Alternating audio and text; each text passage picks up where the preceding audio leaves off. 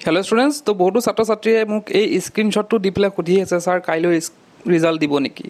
তো স্ক্ৰীণশ্বটটো যদি আমি চাওঁ, ইয়াতে ৰণোজ পেগুৱে দেখাইছে, তেওঁ পষ্ট এটা কৰিছে, Assam HS result will be declare টুমৰো, আৰু শ্বেডিউল ইন ফ্ল'জ ইয়াত দিছে 9 AM ইছ্যু অফ নটিফিকেশ্যন, তো 9:30 মান আৰু 10ত পাব্লিছ হ'ব।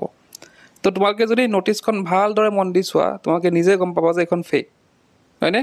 ইয়াতে তোমাৰ যোনটো মানে লিখাৰ হেৰিটো ফ্ৰণ্টটো বেলেগ। আমি যদি ফেচবুকত লিখোঁ বা আমি টুইটাৰত লিখোঁ, একে ছেইম ফ্ৰণ্ট থাকিব, মানে যোনটো ৱৰ্ডৰ ফ্ৰণ্ট থাকে সেইটো ছেইম থাকিব, কিন্তু ইয়াতে খুব খেলি মেলি।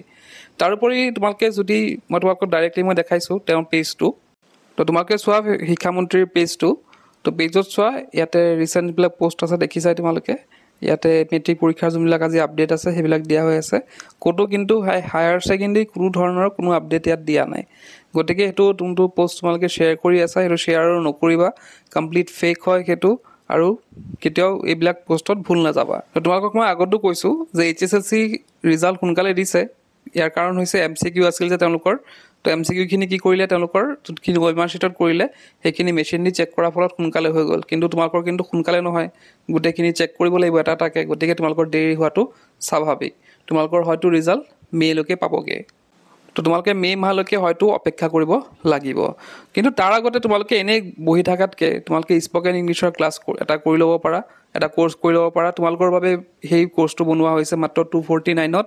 মই প্ৰচেছটো ক'বলৈ গৈ আছোঁ। ভাবিছা যে ৰিজাল্ট দিয়াৰ আগতে স্পকেন ইংলিছৰ ক্লাছ এটা কৰি লওঁ, ক'ৰ্চ এটা কৰি লওঁ, তেন্তে তোমালোকে প্লে ষ্ট'ৰত যাবা, ইউ কেন লাৰ্ণ বুলি চাৰ্চ কৰিবা এপত, বা মই ডেছক্ৰিপশ্যন লিংকটো দি দিম, তাত গৈ তোমালোকে ইনষ্টল কৰি ল'বা।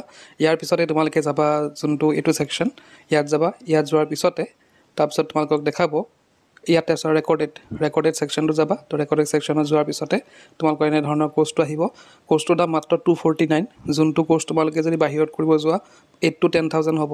গতিকে তোমালোকে খুব সহজতে ঘৰত বহিয়ে স্পকেন ইংলিছ শিকিব পাৰিবা, নিজেও শিকিব পাৰিবা, পেৰেণ্টছকো শিকাব পাৰিবা।